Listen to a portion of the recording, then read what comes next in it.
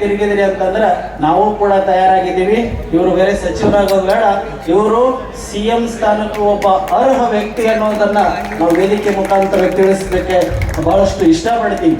ಯಾಕಂತಂದ್ರೆ ನೀವೆಲ್ಲ ನೋಡಿದ್ದೀರಿ, ಆ ಒಂದು ಛಾತಿ ಕಳೆದ 5-6 ವರ್ಷಗಳ ಹಿಂದೆ ಸಂಘಟನೆ ದೃಷ್ಟಿಯಿಂದ ನೋಡಿದರೆ ಚಾಮರಾಜನಗರದಿಂದ ಹಿಡಿದು ಬೀದರ್ನವರೆಗೆ ನಮ್ಮ ವಿಜಯಾನಂದ ಕಾಶ್ಯಪ್ನವರು ಪ್ರತಿ ಕ್ಷೇತ್ರದಲ್ಲಿ, ಪ್ರತಿ ತಾಲೂಕಿನ, ಪ್ರತಿ ಹೋಬಳಿಯಲ್ಲಿ ಕಾರ್ಯಕ್ರಮಗಳು ನಿರ್ವಹಿಸಿದ್ರು.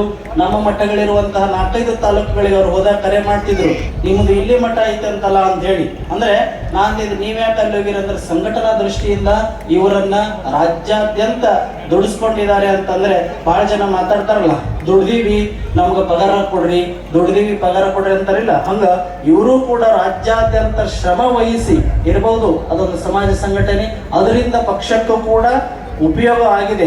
ಆ ನಿಟ್ಟಿನೊಳಗಡೆ ನೀವು ಗಮನಿಸೋದಾದ್ರೆ ನಮ್ಮ ಉತ್ತರ ಕರ್ನಾಟಕ ಭಾಗದೊಳಗೆ ವೀರಶೈವ ಲಿಂಗಾಯತ ಸಮುದಾಯದೊಳಗೆ ಇವರೊಬ್ಬರು ಸಮರ್ಥ ನಾಯಕರು CM ಆಗ್ಲಿಕ್ಕೆ ಅನ್ನೋದನ್ನ ನಾವು ವೇದಿಕೆ ಮುಖಾಂತರ ಘಂಟಾಘೋಷವಾಗಿ ಹೇಳ್ತಾ, ಮತ್ತೊಮ್ಮೆ ಮಹಾಪೂಜ್ಯರ ಮಹಾಪೀಠಾಧೀಶ್ವರರ ಆಶೀರ್ವಾದ ಆ ಕಾಶ್ಯಪ್ಪನವರ ಕುಟುಂಬಕ್ಕೆ ಸದಾಕಾಲ ಇರಲಿ. ಅವರ ಸಮಾಜ ಸೇವೆ ರಾಜಕೀಯ ಕ್ಷೇತ್ರದಲ್ಲಿ ಮಾಡುವ